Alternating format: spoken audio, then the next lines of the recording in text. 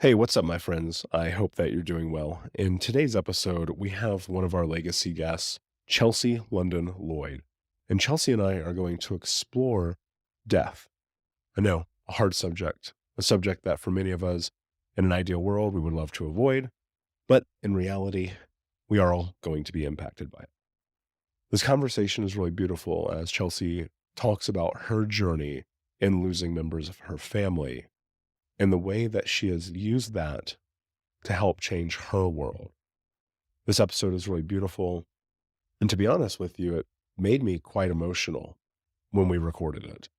And listening back to it over the course of the last couple of days reminded me how beautiful it is to have people in the world who want to create work that helps change the world. And so, without further ado, my friends, Chelsea London Lloyd. Hey, what's up, Unbroken Nation? Hope that you're doing well wherever you are in the world today. Super excited to be back with another episode. Today, my guest is Chelsea London Lloyd, who is a comedian and grief activist who uses humor to help people cope with their pain, which I am a huge proponent of. Chelsea, my friend, how are you today? What is going on in your world?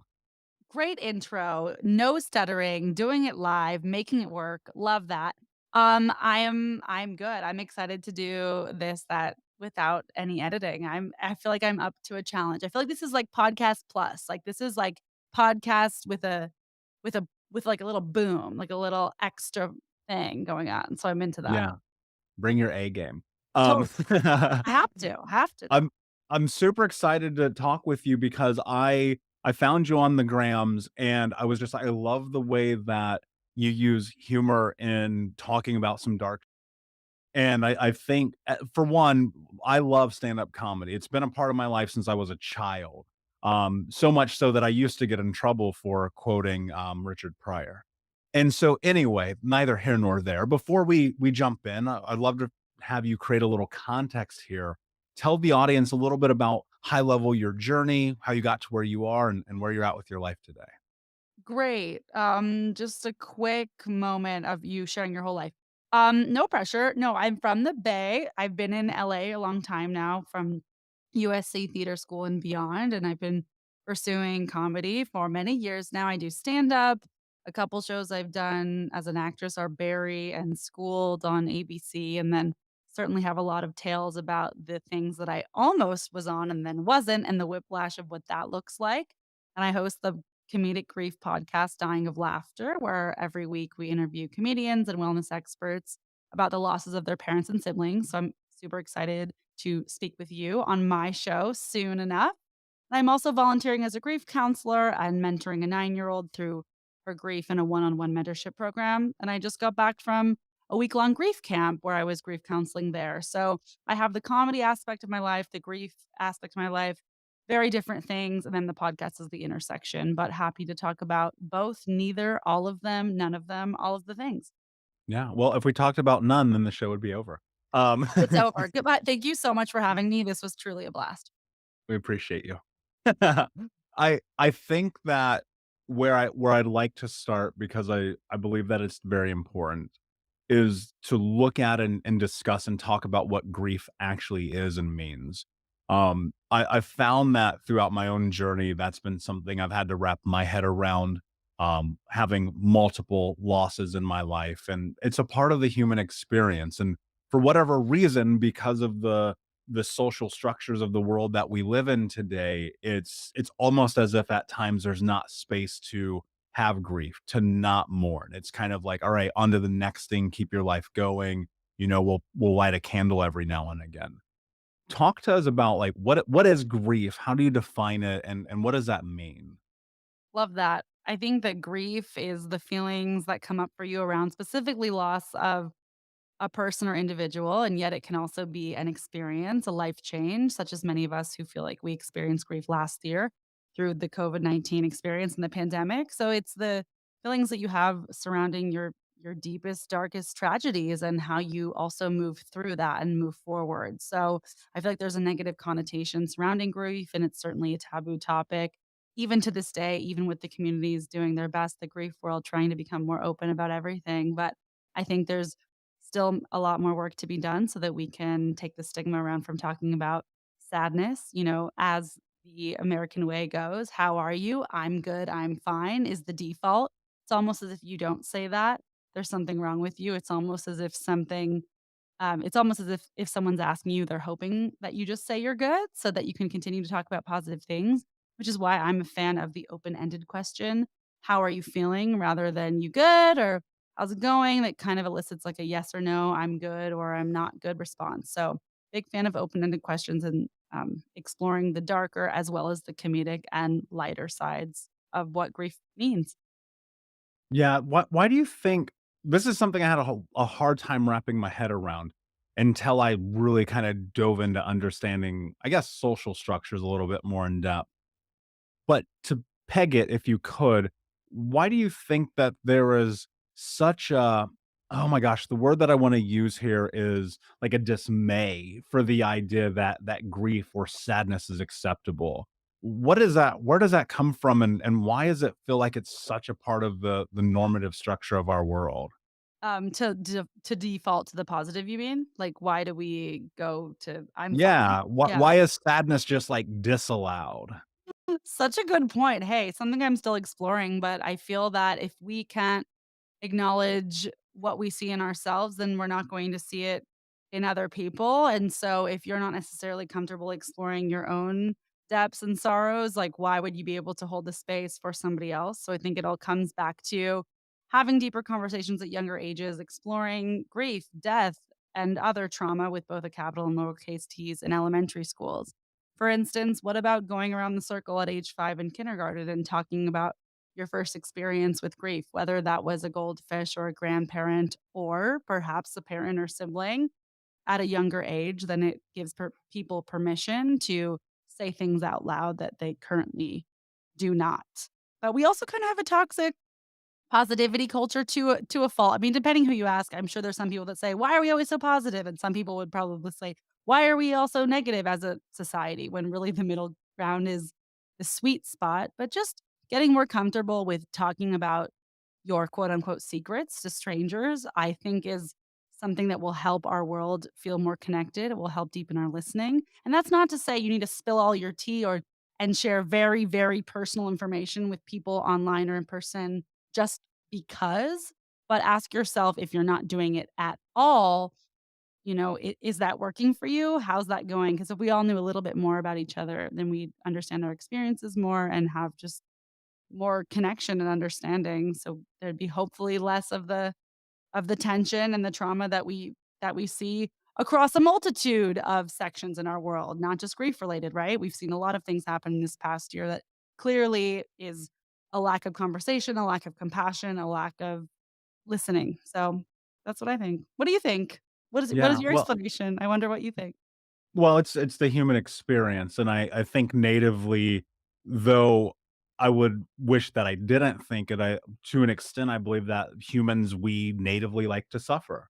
Mm, I think there's something about that is ingrained in us where we go, "It just should suck all the time," and I'm like, "I don't know if that's necessarily true," and so, I think that a huge part of it, which you did touch base on, is the fact that we're not having the open conversation around these things. There's no safety in talking about it, and you have these experiences when you're young and there's death that is around you, and people go either A, like, "Okay, it's fine for a day and a half, eat this casserole, let's move on," or you have the opposite of it where you just never talk about it, and my experience was very much that, the murders of my best friends, the death of my mother, my grandmother, like, just things I never talked about, and so, one thing that I'm curious about because I know that often, and I've been listening to this idea and this concept within myself after hearing it for a while, that we often either teach or support the things that we needed to learn. And I find that to be more so true every day.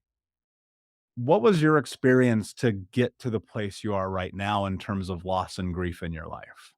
yeah, I mean, I can talk about why I started the podcast and everything. And yeah, thank you for sharing your own experiences. I'm looking forward to hearing more of those stories there when we do my show because I know you've been through a lot as well. And it's also not about comparing experiences, but just like hearts up for the grief squad. Not that we want to be in it, but here we are. It makes it a little better to know that other people are in it too.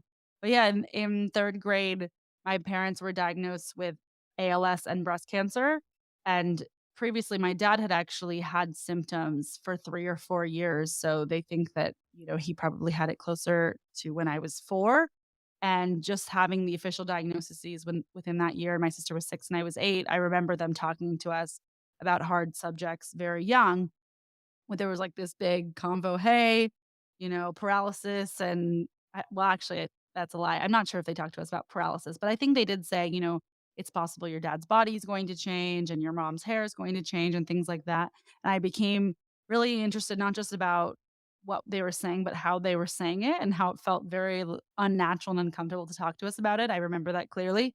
I don't fault them. These are big topics with young kids, but it became a part of my life, for the rest of my life and through today. So my dad had ALS through when I was like the day after I turned 19, when I was a freshman at USC, and he was paralyzed for over a decade.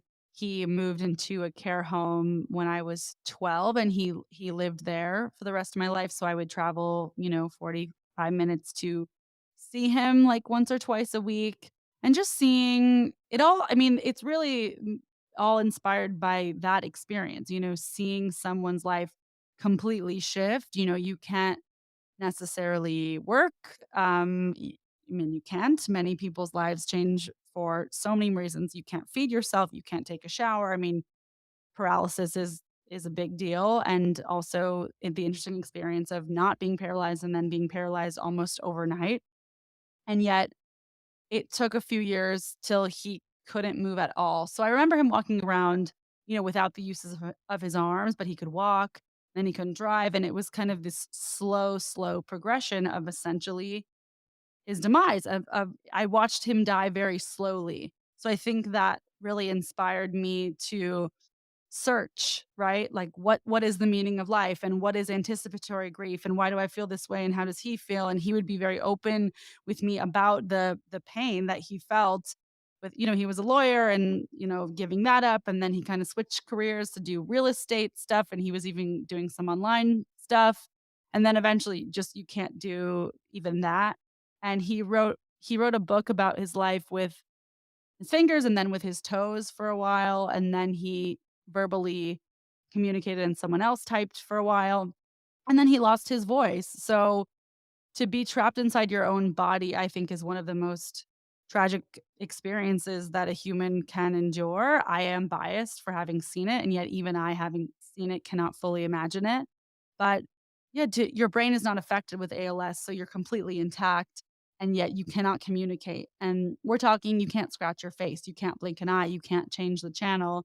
Imagine being completely reliant on other human beings, especially if you're like the type of person who doesn't wanna ask for help, which he wasn't, which I think a lot of us might be able to relate to that. So, I said goodbye to him many times. I remember being pulled from school, "This surgery is unlikely to have positive results, so say anything you wanna say." And then he would survive, and that was great, and yet also confusing.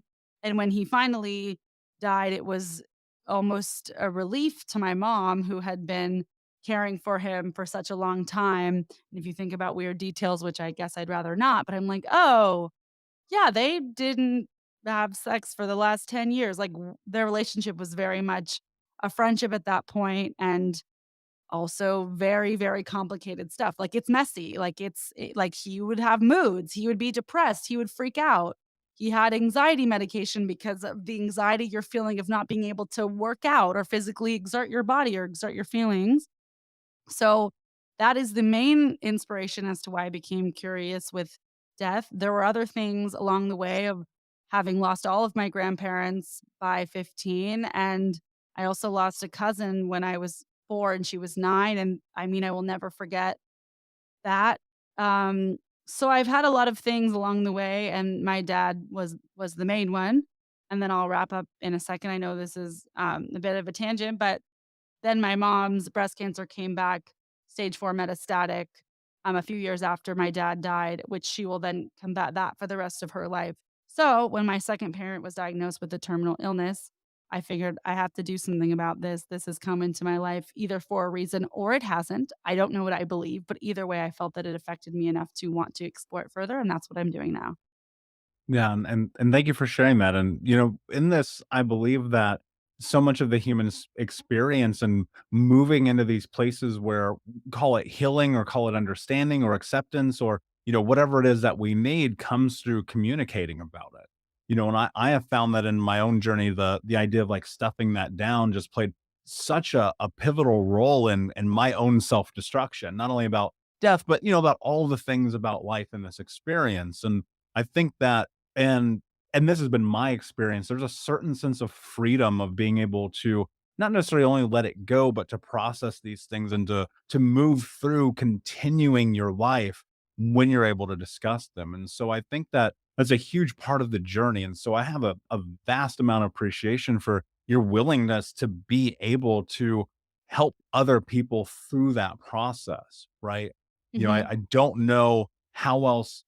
The way I think about it is this: I believe we have a moral obligation to help people if we feel a calling to do so. If you Mhm. don't, fine, like whatever, you don't have to do about anything. Like that's not how the world works. But if you feel it within you, I think that there's a lot of beauty in going towards it. One of the things that I really love about the aspect that you take in changing the conversation about this is stepping into it with laughter, and the idea that comedy, in whatever context it is allowed to exist within this dark space. Where does that come from for you? What is it that you were just one day like, "You know what? Actually, maybe this could be funny in some weird way," right? Right? Well, thank you for saying all of that. I think it went back to the time of, being in elementary school with, like, a paralyzed dad and a mom with a bald head. Like, it's not funny, but it is. Like, they just physically looked so different than other people's parents. You have to start laughing at some point. I think I started laughing around then. Of course, I was very affected, and it's not funny all the time, but I think realizing at a young age, like, this is already bizarre, and comedic if you choose to see it that way. B, using laughter was a way that I felt I could make adults feel comfortable. I think that a lot of people looked at me like, "Hi, how are you feeling? How's it going?" But, people don't know what to say to young kids in this situation. So if I were to make a joke, if I were to infuse humor into the situation, then we felt okay. And I learned that pretty early on. I was also acting at a young age and doing musical theater at the time, 3 or 4 shows a year, and I was drawn to the comedic shows, the comedic roles. I think also because of my parents and their medical appointments, like, that was kinda like my daycare, my thing, so finding my people there, as well as along with just realizing that I have to tell jokes to make people feel okay, which, as a lot of comedians do, self-deprecation can be to a fault. You wanna make sure you're processing your emotions in a safe way at some point besides just putting yourself down. Like I always say, my stand-up and my sessions in therapy are the exact same thing through a different lens. I'm processing the exact same things, but in stand-up, I'm making fun of it, and in therapy, I'm exploring it. So I think we all have those 2 sides to ourselves. And also, for anyone who doesn't necessarily feel like they're resonating right now with the comedic lens on grief, I feel you, and I always say that comedy is tragedy plus time. That's a quote, I didn't come up with it, but it's true. The week, day, month after someone dies, there's not a lot of room for humor, and yet, depending on your situation, you might find yourself in a family who does crack jokes about it, or if you don't, you might wish that you had. So, I hear a lot of good stories in my counseling and podcast work about, like, "Well, actually, the funeral was really funny because this, like, they sent the wrong casket, they did this, my grandma slipped me a $50 bill, my uncle was high during his speech," like, whatever. Things that are either A, hilarious, or B, so uncomfortable, bizarre, or comedic that you just have to laugh out of sheer will. So I was exploring all of that through childhood. And then again, when my mom's terminal diagnosis came, and terminal is a word I don't like to throw out there out of fear or to be alarming, but for lack of better words, she received her diagnosis as to stage 4 breast cancer. She had first had it 17 years earlier. I mean, we were kind of, like, laughing out of disbelief. We're like, "Why is this happening again?" And also, I was a little bit older, right? So I just thought, this is so painful. What can I do to make it less painful? And that was making jokes about it with my friends, to myself, in my stand up. And through that, I've actually seen a shift in my mom, who is a lot more serious, I think, over the years, has kind of opened up, and she'll even make light of her own situation and mortality time to time, which of course is not for everyone. It's not about putting yourself in a position you don't want to be, but it's about choosing to see things a different way. So that was the road that I took. Yeah, I love that, and I love what you said about, look, it may not be for you, right? I often in my own life have attributed a ton of humor to some of the darkest experiences of abuse that I've ever been a part of, and sometimes my people are like, "Yo, dude, that's, like, over the line," and I'm like, "But it's my life. I can say what I want about it," and so, you're absolutely spot on. I don't know that it's necessarily for everyone, but, laughter is medicine, as they say, and I think that you can take that and you can take ownership over it, and it can help you, in my experience, really be able to process things in a way, because I feel like without the jokes to a lot of the darkness, and without the challenges of my own life of putting myself on stages and learning how to be a public speaker through comedy, I don't know if I could be talking to you right now. You know what I mean? And so Right. I think there's a lot of power in that. When you're in this and, like, you're like, okay, well, maybe something about this is alluring to me in some capacity. How do you kind of figure out the best way to handle grief in your life? Because while some people will hear this and go, "Yeah, okay, cool, I can entertain the idea of this comedy thing," other people are like, "This is the worst thing that's ever happened on planet Earth." So how do you kind of, like, start to navigate the approach of working through this? Right, right. And let me be clear, I too think it is the worst thing on planet Earth. And it is never to take away from that. And hopefully by even listening to what I'm saying now, like it's clear that it's a very serious thing. And even my podcast episodes, people don't know what to expect. And like some are really funny and I have comedians on and we're shooting the shit, and some people are sobbing hysterically. Like not all the episodes are funny. It's just that in every interview, I at minimum ask them about a comedic element of their journey or things like asking their person's name. And it's just kind of to show it's a lens to show people that like, hey, this is a safe space for you. This isn't like an ancient, we're a 50 plus grief group and we're talking angels and blah, blah, blah, and finding meaning through XYZ rainbows or Bibles. And there's nothing wrong with that. And there are powerful elements to that as well. But I think it's also just a way for people to be like, when they're searching through grief things and then they come across my stuff, like, oh, that's different, or oh, like I am from a funnier family, so this resonates. So that's kind of just the way that the dots are connected there. In terms of advice for processing grief yourself, again, con equals tragedy plus time. So it is very possible you don't find things funny right away. Some recommendations I would have are the dinner party is a virtual grief group. It used to be in person and perhaps will come back in person. I lead virtual grief groups through there, and there's plenty of tables that you can join. And it's people in their 20s through 40s who are exploring grief. And there's tables specific to parents, specific to siblings, specific to friends, specific to BIPOC individuals, and what have you. Mine is exploring humor. Excuse me, mine is exploring grief through humor. So there are things like that. But I would say find an individual that you can talk to about your experience. And if you don't have one, there's things like these virtual grief groups, which I always think, even if you do have a best friend or family member that you feel comfortable talking to, there's something really powerful and badass about opening up to a group of strangers about what you're going through. And just, they don't know you. So there's not that inherent judgment or thought process. So finding a group like that, the dinner party is completely free. There's also a buddy system on there, so if you do prefer one-on-one, they can match you with someone who lost someone in a similar way to your own. I also recommend virtual therapy. I've been in virtual therapy for a year, or of course, in-person therapy is lovely too. I use the platform BetterHelp.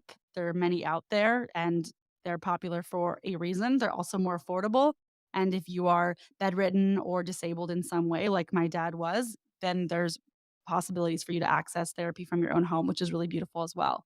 I would also say just start to explore how you're feeling now and yet marking your calendar. I mean, this sounds bizarre, but like it's common to push your grief aside and figure like riding the momentum of life is something that we do. Like in college, I just rode the momentum of the busyness and craziness of college. I don't feel that I really started processing my grief till about 5 years later. And even marking your calendar with something as bizarre as like check in with self, check in with feelings, check in with grief, whatever you want to call it. You can also just put on your calendar butterfly and not tell anyone what you're doing. and really take an hour a month, hour a week, whatever you can do, and say, how am I really feeling about this? I'm a fan of the free write journal. I've resisted this for years. People say this, but it's true. Writing everything down, like literally as much as you can, setting a timer, they say for 10, 15 minutes and just going for it. I feel bizarre. I feel crazy. I don't know how I feel. I feel sad. I miss my person. I don't know what to say. This exercise is someone told me to do it, blah, blah, blah. Like you just have to get you have to get it out, and some people use exercise, some people use journaling, some people use like venting on the phone to their friend or whatever. Whatever your thing is for you, you got to get it out because it will be trapped inside of you and it will come out years later. So the dinner party, journaling, there's a book called Modern Loss, Candid Conversations about Grief, Beginner's Welcome. I think that's a good beginning guide to exploring grief. You can also my podcast has a lot of episodes of young people grieving, so if you just wanna listen to other people's stories as a way to process your own that's why I love podcasts. I know you love podcasts, you have a podcast. You can learn so much about yourself from tapping into someone else without having to cross the awkward barrier of like, "Hey, I'm so and so, and my mom died, and I saw your mom died, so, like, let's chat." It's just like, you can listen to this person talk about their grief and learn hear what they have to say, and you can benefit tremendously from that way as well. Yeah, and there's so much power in human connection. I really want to like go into that for a moment because I think that we often come from this thought process that we have to go through this process alone Mhm. or that we can only have this process when something happens. And I'm such a big proponent of community because I look at and I understand the truth that no one's ever been able to really navigate this thing we call life on their own. It's seemingly impossible. And so there is just a tremendous amount of value that comes from being in these groups. And I've shared with the Unbroken Nation before. I've been in SA and NA and AA and all the A's, and I've gone to all the things and done all the stuff and been in men's help group and men's supports group and, adult survivors of childhood trauma groups and all the groups, right? Just trying to make meaning and understand shit, like trying to figure out like what is going on. And I'll say this because I know there's people listening and they're going to be like, yeah, I've thought about that. I looked at the date, I wrote it down, I put it in my calendar. I drove there, I got in the parking lot, I didn't go in the door. One of the most important things is just going in the door, right? And the fear that comes along with that is that, I recognize that, I understand it. I would imagine that you would agree as well. We all have that fear of the judgment, the shame of the guilt, but I have found walking in and being in those rooms or picking up that phone or writing that text has been the difference between a lot of success and failure in my life. Mhm. I love that. Thanks for sharing that about just getting in the door. It is in some ways the hardest part, but it's the best part, and it's something to be really you should be really proud of yourself if you do make that move. So I'm glad that you shared about your own experiences getting in those doors too. Yeah, I agree, and people in those rooms are there to support you. That's why they're called, support groups. Um, Shocking, I know. It's like wild how they did that. it is, it is. So, one of the things I'm curious about, and I have found that a lot of benefit comes from this idea of giving to people when you are at your lowest, Mm. giving to people when you're suffering, giving to people, to help them even while you're through the process of helping yourself. And I know that you mentioned when we first began that you're helping this 9-year-old child go through this grieving process right now during this pandemic. What is the importance of giving for you, and what kind of role does that play in your life? Oh, I'm so glad you asked. That's a strong question. Um it's like so complicated, my mentor relationship in the best way, but I'll just say, wow, I have so much I could say about this. When you can't take anymore, give. I love that so much, in this busy world when we're trying to make our next move or figure out what's next. And, I know you're entrepreneurial, of course, and I am too. And so is, especially people trying to make their own way now online or whatever else. It's like so much of putting yourself out there. And when you can't take any more give, I think is really some of the best advice I've ever received. So I'll summarize what it's been like. And please cut me off at any time.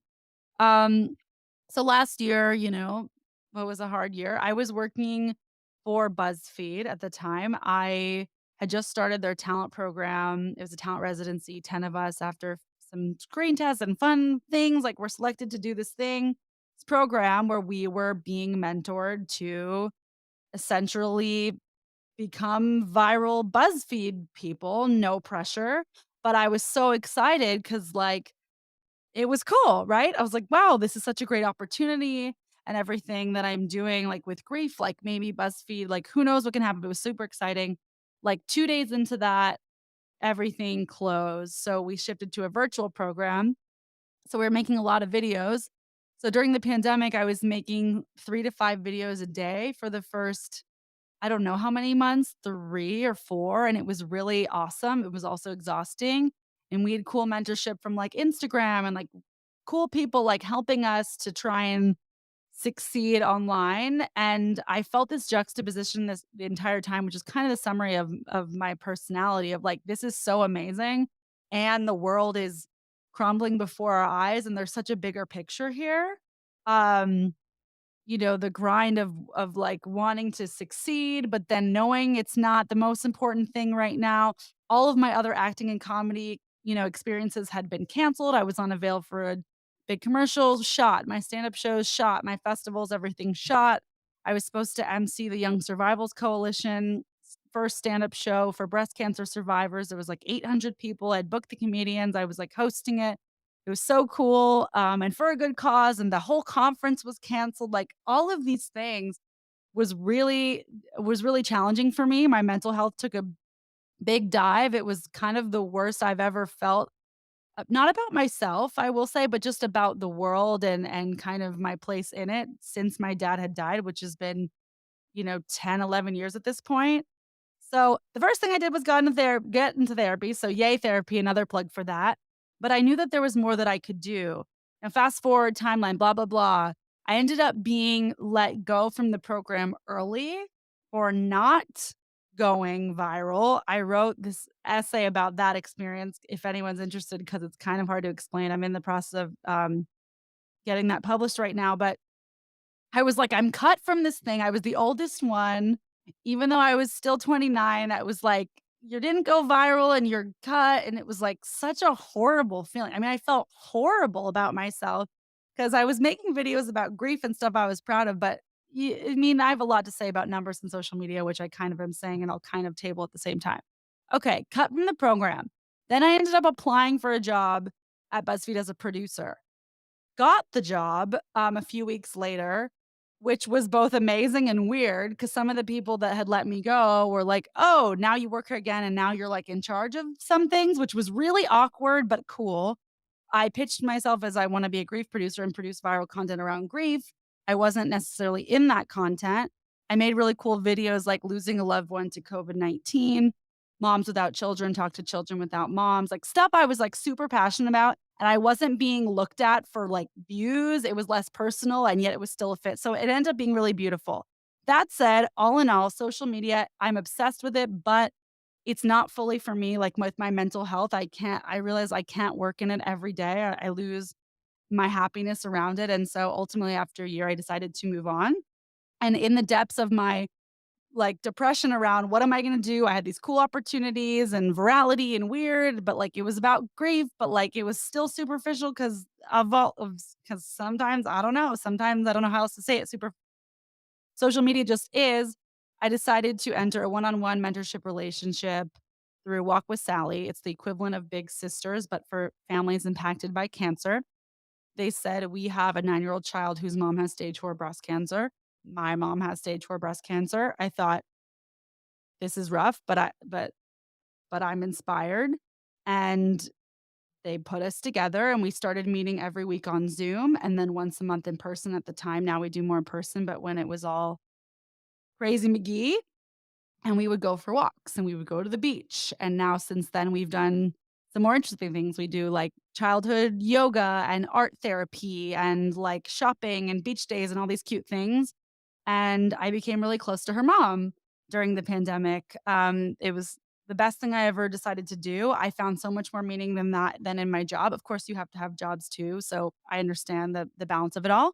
And I thought this is what I meant to do. This is so rewarding, and I could like live what I was doing. Like I was talking about grief online, but like I wanted more. I wanted more, I guess, impact or when you can't take any more, give, and I felt like I'd taken such a weird experience and I wanted to give, and So I just thought, why me? But if not me, who? And if not now, when? Now, unfortunately, a few months later, her mom didn't make it. And that was a really, really challenging experience because even someone who is prepared for these things, such as myself, it was still a shock. And she went into the hospital Christmas weekend and she didn't come out. And we're talking single mom, you know, we don't, Camila's dad is, actually, yeah, I don't want to talk too much about it, but the dad's not in the picture, right? And underprivileged community, not necessarily having the financial resources that my mom has. And I mean, I just was heartbreaking to watch. So I knew we were going to be matched to talk about breast cancer. I didn't necessarily know we were going to be matched to talk about grief so soon. And yet here we were during a pandemic, also navigating that. And long story short, it's the best thing that I've long story long, actually, because that was long, but it's the best thing I've ever done. It's one of the most rewarding things of my life. We're still actively in touch. We get together all the time. We talk all the time. And everyone's like, she needs a therapist. Like, oh my God, this is wild. Well, guess what? I'm the therapist. Guess what? Not everyone has access to mental health resources, and there's so many, like, cultural differences, like so many things standing in people's way, and it's not their fault, but just to even understanding what that could look like. So I felt like I had to really step up, and I just did. She called me when her mom died, and I was there the next day, and we did a beach ceremony and processed, and we continue to process. She's 10 now, and so that's a very long-winded answer, but that's what I'm doing right now.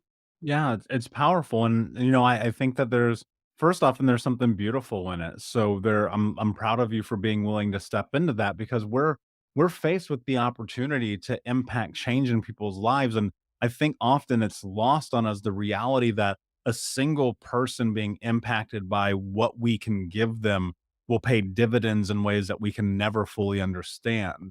And so many people are like, "Yeah, but if it's not 10,000 people, why bother?" And I'm like, well, maybe one person, right? Maybe one person. And I'm not saying don't help 10,000 people, like for sure do that too, right? But that's if you're called to it. That's if you see it. If it bothers you, if it keeps you awake at night, if you're like, I know I need to do this, then at some point, because I'm gonna assume you had fear in stepping into this, you just have to be like, I'm going to do it anyway, because the difference between your decisions in life, they play a huge role.